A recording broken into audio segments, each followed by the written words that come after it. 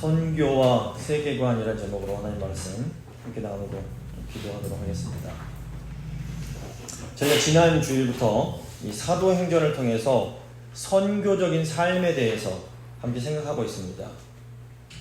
이 선교는 교회의 본질입니다. 이 건강한 사람들 보면 일상활동을 합니다. 마찬가지로 건강한 교회는 이 선교 활동을 하는 겁니다.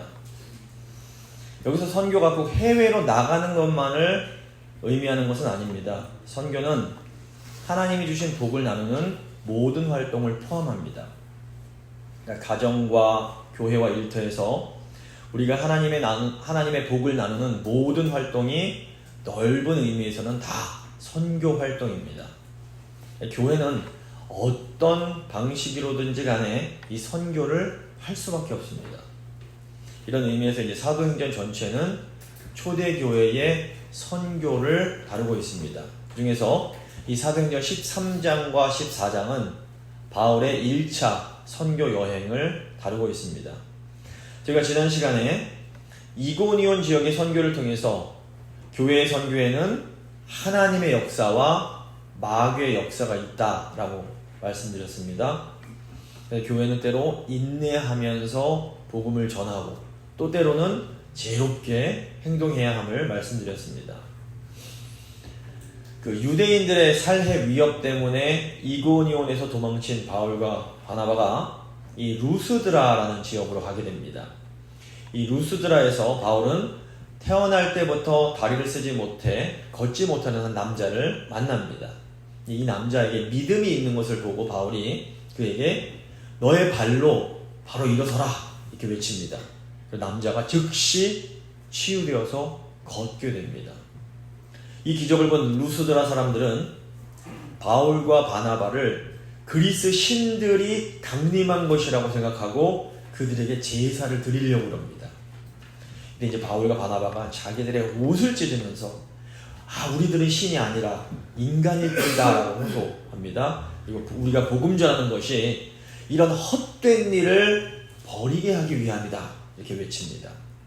바울은 하나님이 세상과 만물을 창조하셨고 모든 민족에게 은혜를 베푸셨다 전하면서 살아계신 하나님을 섬기라고 촉구합니다. 하지만 사람들은 여전히 그들을 신으로 숭배하려고 했고 바울과 바나바가 간신히 그들이 제사 드리는 것을 막게 됩니다. 왜 이런 일이 일어났을까요? 루스드라 사람들이 이 세상을 바라보는 눈이 바울이 이 세상을 바라보는 눈과 완전히 달랐습니다. 다시 말해서 이 바울과 루스드라 사람들의 세계관이 달랐습니다. 바울이 보기에는 이 기적이 하나님의 능력으로 일어난 거였습니다. 하지만 루스드라 사람들은 바울이 일으킨 기적이 그리스 신들의 역사로 보였습니다. 결국 우리 신앙의 차이는 이 세계관의 차이라고 할 수 있습니다. 선교의 목적은 사람들의 세계관을 변화시키는 겁니다. 오늘 본문을 통해서 이 세계관이란 것이 무엇이고 또 세계관이 왜 중요하며 어떻게 이 세계관이 변화될 수 있는지를 한번 함께 생각해 보도록 하겠습니다. 그래서 세 부분으로 살펴볼 텐데 첫 번째, 세계관이 무엇인지, 세계관의 내용. 두 번째, 세계관이 왜 중요한지, 세계관의 중요성. 세 번째, 세계관이 어떻게 변화되는지, 세계관의 변화를 알아보겠습니다. 먼저 세계관의 내용입니다. 세계관이란 세상을 바라보는 관점을 말합니다. 쉽게 말씀드려서 세계관은 우리가 세상을 보는 나만의 안경과 같은 것입니다. 우리는 저마다 다른 안경을 쓰고 이 세상을 살아갑니다. 그리고 우리가 빨간 안경을 쓰면 세상이 다 빨갛게 보이고 파란 안경을 쓰면 세상이 다 파랗게 보입니다. 이 안경이 바로 세계관입니다. 그래서 똑같은 걸 봐도 전혀 다르게 생각하고 전혀 다르게 느껴지는 겁니다. 가령 이 기독교적인 안경을 쓴 사람은 세상을 볼 때 하나님의 역사가 보입니다. 그래서 모든 것이 하나님의 뜻과 계획대로 움직이는 것처럼 보여지는 겁니다. 반면 이 무신론적인 안경을 딱 쓴 사람은 세상을 볼 때 하나님이 보이지 않습니다. 그래서 세상이 그냥 우연히 생겨났고 인간의 뜻과 인간의 계획대로 움직인다라고 보여지는 겁니다. 이 또 유교적인 안경을 쓸 수 있습니다. 이런 사람은 질서와 예의범절이 가장 중요하게 보입니다. 이 사람들은 부모님께 효도하고 어른 공경하면서 사는 것이 가장 중요하게 보입니다. 또 이 불교적인 안경을 쓰는 사람은 어떨까요? 이 사람들은 모든 것이 허상이요 환상으로 보입니다. 그래서 이 사람들은 욕심을 버리고 마음을 비우는 것이 제일 중요하다고 생각이 되는 겁니다. 이렇게 우리는 각각 다른 안경을 쓰고 세상을 바라봅니다. 그래서 똑같은 상황을 봐도 전혀 다르게 이해하고 전혀 다르게 행동을 하게 됩니다. 이 세상에는 이 사람들 수만큼 다양한 안경, 다양한 세계관이 존재합니다. 근데 사실 따지고 보면 세계관은 딱 두 가지 종류로 나눌 수가 있습니다. 하나는 성경적인 세계관이고 다른 하나는 세상적인 세계관입니다. 예수님을 믿는다라는 것은 세상적인 안경을 벗어버리고 성경적인 안경을 딱 쓰는 거라고 할 수 있습니다. 근데 우리가 안경을 벗고 쓰는 데는 금방 할 수 있지만 우리의 세계관이 변하는 데는 오랜 시간이 걸립니다. 기존의 사고방식과 가치관을 바꾸는 게 쉽지 않기 때문입니다. 이런 맥락에서 이 선교 사역은 바로 이 세계관을 변화시키는 사역이라고 할 수 있습니다. 그래서 선교는 지속적으로 오랜 기간에 걸쳐서 이루어져야 되는 겁니다. 이 세계관의 변화는 복음을 받아들이는 것에서 시작이 됩니다. 그래서 복음을 믿는다라는 것은 세상적 세계관을 허물어버리고 성경적 세계관을 받아들이는 겁니다. 반면에 이 선교는 사람들이 성경적으로 세상을 바라보고 하나님의 뜻에 합당한 삶을 살아갈 수 있도록 세계관을 변화시키는 총체적인 사역이라고 할 수 있습니다. 선교는 복음을 전하는 것뿐 아니라 제자 양육하는 것까지 포함하는 모든 과정을 의미합니다. 그러므로 교회는 계속해서 이렇게 다른 곳으로 선교사를 보내는 선교를 해야 할 뿐 아니라 계속해서 전도하며 사람들을 교회로 초대해야 합니다. 또한 구원받은 성도들이 더 성경적으로 세상을 바라보며 하나님의 뜻에 합당한 삶을 살 수 있도록 교육을 해야 하는 겁니다. 그래서 넓은 의미에서 보면 교회의 모든 활동이 다 선교 활동이라고 할 수 있습니다. 선교 사역은 우리의 세계관을 성경적으로 변화시키는 겁니다. 자, 이제 그렇다면 이 세계관이 도대체 왜 중요한 것일까요? 그것은 이 세계관이 이 땅에서의 우리의 삶에 지대한 영향을 주기 때문입니다. 물론 이제 돌아가시기 직전에 복음을 받아들인 분들도 구원받고 천국에는 갈 수 있습니다. 하지만 그런 분들은 이 세계관의 변화를 경험할 기회가 없는 겁니다. 우리가 어떤 세계관을 가지고 있느냐에 따라서 우리의 가치관, 우리의 선택, 그리고 궁극적으로 우리의 삶의 방향이 결정이 됩니다. 우리 눈이 변해야 우리의 삶이 변화됩니다. 아무리 복음을 믿어서도 이 세계관이 변하지 않으면 삶이 변하지 않습니다. 성경적 세계관을 가진 사람은 세상에서 일어나는 일들을 보면 창조주 하나님께서 세상을 다스리는 것이 보입니다. 성경적 세계관을 가진 사람은 세상 모든 만물과 사건이 하나님의 주권 아래에 있음을 알기에 하나님을 의지하고 그분의 뜻에 따라 살아갑니다. 그래서 이 성경적 세계관을 가진 사람들의 삶은 하나님께 영광을 돌리고 하나님의 나라를 확장하는 데 초점이 맞춰지게 됩니다. 하지만 이 세상적인 세계관을 가진 사람들은 살아계신 하나님께서 역사하시는 것을 볼 수 없습니다. 그래서 그들은 돈, 권력, 쾌락, 인간의 지혜와 같은 우상들을 의지하며 살아갑니다. 그들의 삶은 자신의 욕망과 성공을 추구하는 것에 초점이 맞춰집니다. 그 사람들은 하나님이 보이지 않기 때문에 죄 짓는 것도 두려워하지 않습니다. 세계관은 또 사람을 보는 태도도 결정을 합니다. 성경적인 세계관을 가진 사람은 인간을 하나님의 형상이요 창조된 존귀한 존재로 봅니다.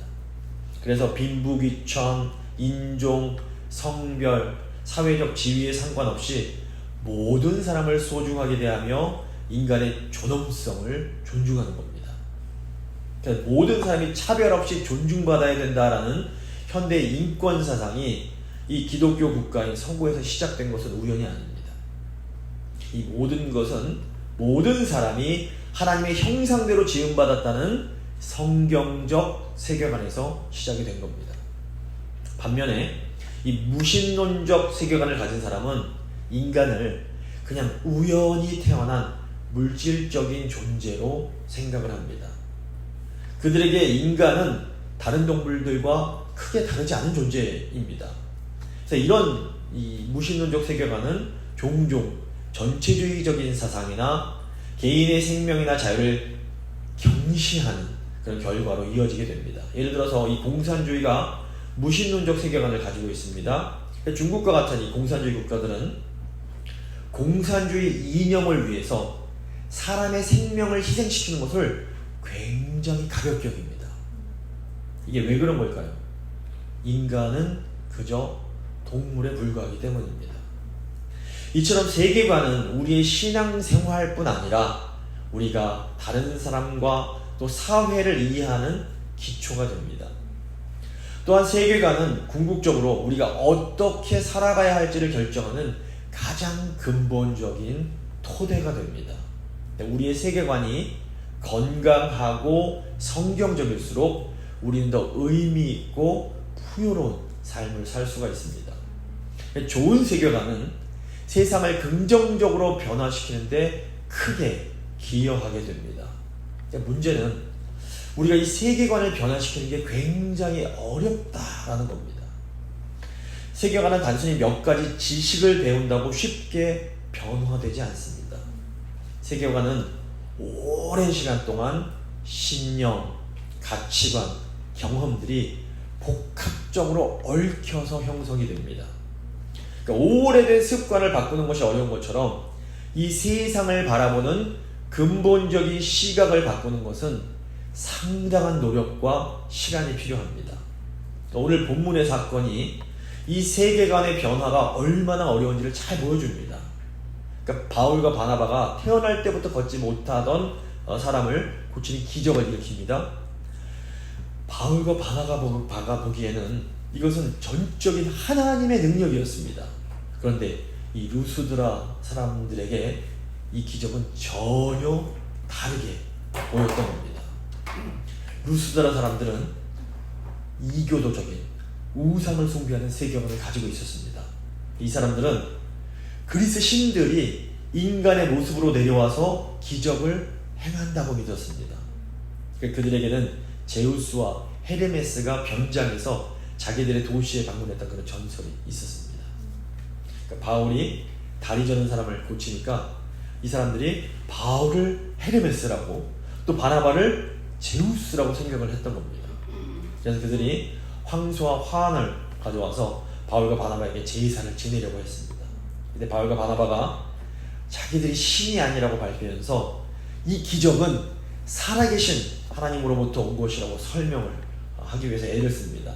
사도행전 14장 15절 보시면 바울은 자기 옷을 찢으면서 여러분 어째서 이런 일을 행하십니까? 우리도 여러분과 똑같은 사람들입니다. 우리는 여러분에게 이런 헛된 일을 버리고 하늘과 땅과 바다와 그 안에 있는 모든 것을 지으신 살아계신 하나님께로 돌아오라고 기쁜 소식을 전하는 것입니다. 이렇게 말을 합니다. 하지만 바울이 그 사람들이 제사를 지내도록 못하도록 말리는 일이 결국 쉬운 일이 아니었습니다. 이 왜 그런 것입니까? 이 루스드라 사람들은 신화적인 세계관, 이 잘못된 세계관으로 세상을 보고 있었기 때문에 바울이 하는 말이 그들 귀에 잘 들리질 않는 겁니다.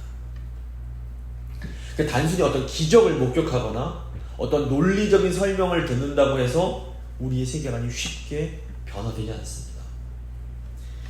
보시면 한국 교회의 유교적인 영향이 굉장히 강합니다. 왜 그럴까요? 기독교가 한국에 들어간 지 이제 100년 좀 넘었습니다. 그런데 한국은 조선왕조 500년간 유교 국가였습니다. 이것은 이 유교적인 세계관이 한국인들의 정신세계에 깊이 500년 동안 뿌리내렸음을 의미합니다. 유교의 특징이 서열 문화가 강하다는 겁니다. 그래서 한국교회 보면 유독 호칭이 너무너무 중요합니다. 어떤 목사님들은 전도사님 그러면 속이 더 화가 납니다. 내가 왜 전도사야? 목사인데. 어떤 장로님들은 집사 소리 들으면 기분이 상합니다. 어이 내가 뭐 장로인데 집사라고. 원래 이 침례교가 이제 미국에 생겨났는데 굉장히 수평적인 정치들을 가지고 있습니다.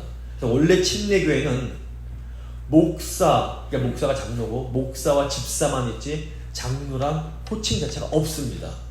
그런데 유독 한국교회 침례교회는 장로가 있습니다.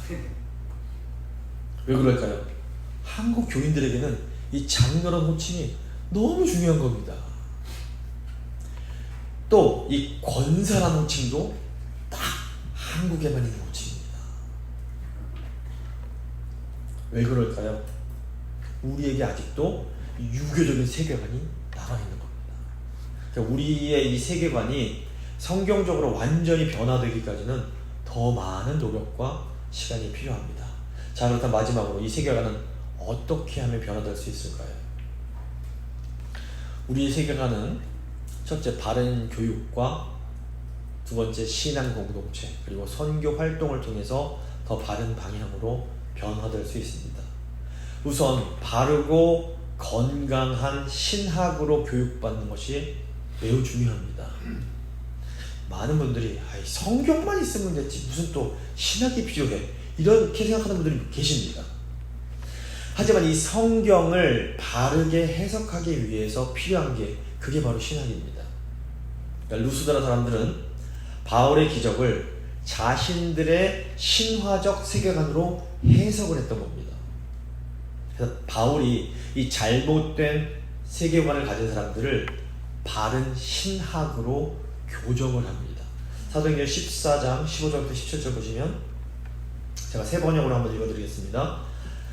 여러분 어찌하여 이런 일을 하십니까? 우리도 여러분과 똑같은 성정을 가진 사람입니다. 우리가 여러분에게 복음을 전하는 것은 여러분이 이런 헛된 일을 버리고 하늘과 땅과 바다와 그 안에 있는 모든 것을 만드신 살아계신 하나님께로 돌아오게 하려는 것입니다. 하나님께서는 지나간 세대에는 이방 민족들이 자기네 방식대로 살아가게 내버려 두셨습니다.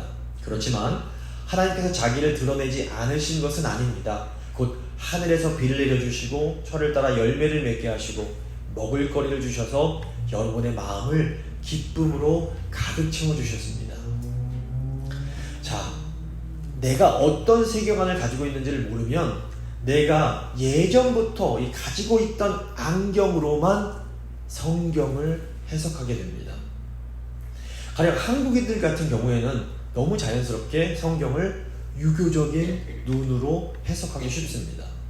자, 성경 보시면 권위를 굉장히 중요하게 여깁니다. 그런데 유교도 이 가장의 권위를 매우 중요하게 여깁니다. 그러다 보니까 한국인들은 이 성경의 권위를 유교적인 권위와 똑같은 것으로 이해하는 경우가 많습니다. 하지만 성경적인 권위와 유교적인 권위는 좀 다릅니다. 성경적인 권위는 하나님의 뜻에 절대적인 순종을 강조합니다. 성경적인 권위는 남용하면 되는 것이 아니라 섬김과 사랑을 기반으로 해야 됩니다. 반면에 이 유교적인 권위는 위계 질서를 굉장히 중시합니다. 부모, 스승, 상위자에게 순종을 해야 사회가 원활하게 유지되고 도덕적인 가치가 실현된다고 생각을 하는 겁니다. 가령 교회에서 아이들이 어른들에게 인사를 잘 안 하면 한국 어른들은 그 아이 보면서 어떻게 생각합니까? 저런 버르장머리 없는 것 같으냐, 이런 게 그냥 드는 겁니다. 근데 이것은 성경이 가르치는 권위가 아닙니다. 이거 오해하시면 안 됩니다. 성경이 가르치는 권위가 뭡니까? 어른이 먼저 아이에게 찾아가서 안녕, 잘 지내니? 먼저 인사해 주는 겁니다. 그러니까 성경의 권위는 섬김을 받으려고 하는 것이 아니라 먼저 섬기는 권위입니다. 예수님처럼 어른들이 먼저 아이들의 발을 씻겨주는 것이 진정한 성경적인 권위인 겁니다. 그래서 이 바른 신학이 우리 신앙의 방향을 교정해 줍니다. 좋은 신학은 우리의 신앙이 바른 방향으로 뿌리를 내릴 수 있도록 도와줍니다. 교회에 신학을 제대로 공부한 목회자가 필요한 이유가 바로 이 때문입니다. 사실 신앙은 우리와 하나님과의 관계입니다. 신앙에 있어서는 오랜 시간 동안 신앙생활 하신 장로님, 권사님들이 신학교 갓 졸업한 목회자들보다 훨씬 더 깊을 수 있습니다. 그러니까 목회자라고 신앙이 더 좋지는 않을 수 있는 겁니다. 하지만 신학을 제대로 공부한 목회자는 신앙의 뿌리가 깊지는 못해도 바른 방향을 가질 수가 있습니다. 이 방향이 너무너무 중요한 겁니다.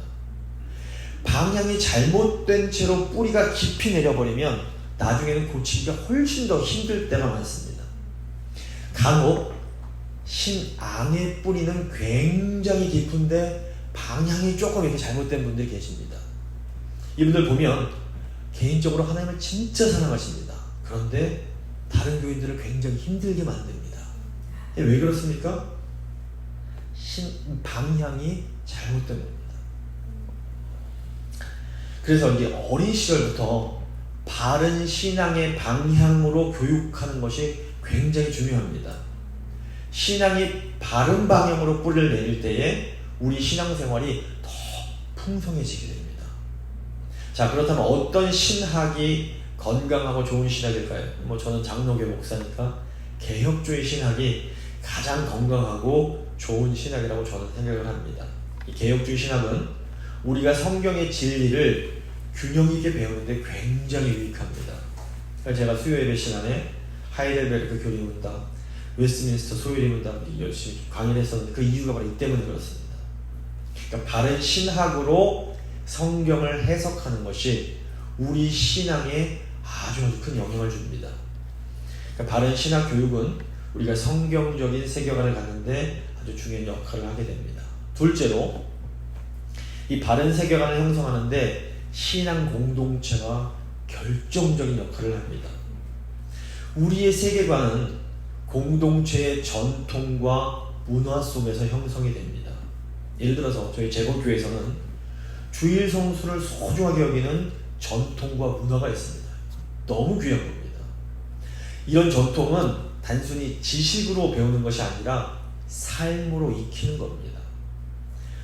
우리 교회 어른들 중에는 이 주일 성수 하겠다고 기꺼이 많은 것들을 포기하신 분들이 많이 계십니다. 저희 교인들이 이 귀한 전통을 지키려고 좋은 직장, 많은 돈, 좋아하는 취미들을 포기하셨습니다. 이렇게 하나님께 헌신하는 삶을 보면서 자녀들이 하나님을 예배하는 것이 그 무엇보다 소중하다라는 이 세계관을 몸으로 익히게 되는 겁니다. 사실 어릴 적에는 이게 얼마나 귀한지 잘 모를 수 있습니다. 하지만 좀 나이가 들고 신앙이 성숙해지면서 이게 얼마나 귀한지를 깨닫게 됩니다. 저도 이제 곧 50이 되는데 이제서야 제목교회 이 신앙이 더 귀하고 더 아름답게 더 느껴집니다. 제가 다른 교회를 폄훼하거나 비난하려는 의도는 없습니다. 근데 주의를 이 소중하게 여기는 전통이 너무나 귀하고 소중합니다. 그리스도인의 삶은 반드시 교회가 중심이 되어야 됩니다. 물론 이 말 잘 이해하셔야 됩니다. 교회 중심이라는 의미가 오직 교회만 신경 쓰고 다른 일들은 신경 안 써도 된다는 것은 아닙니다. 어떤 사람이 가정 중심적이라고 해서 그 사람이 집 밖에도 안 나가고 계속 집에서 가족들과 지내만 하는 것이 아닌 것과 마찬가지입니다. 그러니까 교회 중심적이라고 해서 계속 교회만 다니고 일주일 내내 교회 오고 교회만 붙어 있으라는 말씀이 아닙니다. 우리가 하루 일을 마치면 집으로 돌아옵니다. 집에서 가족과 휴식을 해야 또 다음날 나가서 일을 할 수 있는 겁니다. 마찬가지로 우리 그리스도인들은 일주일에 한 번씩은 하나님의 집으로 돌아와서 안식을 해야 됩니다. 그래야 또 힘을 얻어서 한 주간을 힘차게 살아갈 수가 있는 겁니다. 하나님은 우리가 세상으로 나가서 복음을 전하라고 하십니다. 그러기 위해서 우리는 일주일에 한 번 함께 모여서 영적인 힘을 충전해야 됩니다. 교회는 일주일에 한 번씩 모여서 함께 하나님을 예배하고 성령 안에서 교제를 나누는 공동체입니다. 우리가 이 하나님 나라의 세계관을 갖기 위해서는 이 신앙 공동체가 반드시 필요합니다. 세 번째로 단기 선교나 전도 활동이 이 또 세계관 변화에 굉장히 큰 도움이 됩니다. 세계관이 변하려면 먼저 내 세계관에 어떤 문제가 있음을 자각을 해야 됩니다. 근데 선교는 우리와 전혀 다른 세계관을 가진 사람들 속으로 들어가는 겁니다. 그러니까 선교와 같은 새로운 경험이 우리의 세계관을 흔들고 내가 세상을 보는 눈이 항상 맞는 것은 아니구나라는 것을 깨닫게 해줍니다. 그래서 세계관이 변하려면 지식뿐 아니라 우리 감정도 변해야 됩니다. 이제 단기 선교는 우리의 마음을 열어서 하나님의 사랑과 은혜를 느낄 수 있는데 굉장히 유익합니다. 세계관이 변하려면 실천이 중요합니다. 선교 활동은 일종의 영적인 운동과 같습니다. 사람이 건강해지려면 밥을 잘 먹고 운동을 해야 됩니다. 그냥 머리로 건강에 대한 지식이 많다고 건강해지는 게 아닙니다. 마찬가지로 교회가 건강해지려면 말씀을 잘 먹고 전도하고 선교해야 됩니다. 그냥 머리로 선교 중요하지, 전도 중요하지 아는 것만으로 세계관이 변화되지 않습니다. 근데 사실 선교가 쉽지 않습니다. 선교하려면 물질도 들어가고 시간도 들어가고 에너지도 많이 들어갑니다. 그럼에도 불구하고 교회는 전도와 선교를 통해서만 영적인 건강을 유지할 수 있습니다. 선교는 성도들의 세계관이 변화되고 교회를 건강하게 만들고 하나님 나라를 확장하기 위한 필수적인 사역입니다. 선교를 통해서 계속해서 영적으로 건강하게 살아가는 우리 교회가 될 수 있기를 바랍니다. 말씀을 좀 마무리 지어보도록 하겠습니다. 세계관은 세상을 보는 관점입니다. 세계관은 이 땅에서의 우리의 삶에 결정적인 영향을 줍니다. 우리의 세계관이 성경적으로 견고하게 세워질 때 우리는 비로소 하나님의 뜻을 분별하고 그분의 목적에 합당한 삶을 살아갈 수가 있습니다. 바른 신학 교육과 좋은 신앙 공동체 그리고 선교 활동을 통해서 우리는 더 온전한 성경적 세계관을 가질 수 있게 됩니다. 바른 세계관을 통해 더 온전하고 풍성한 삶을 살아가는 우리 모두가 될 수 있기를 간절히 소망합니다. 잠시 믿음의 기도 드리십니다.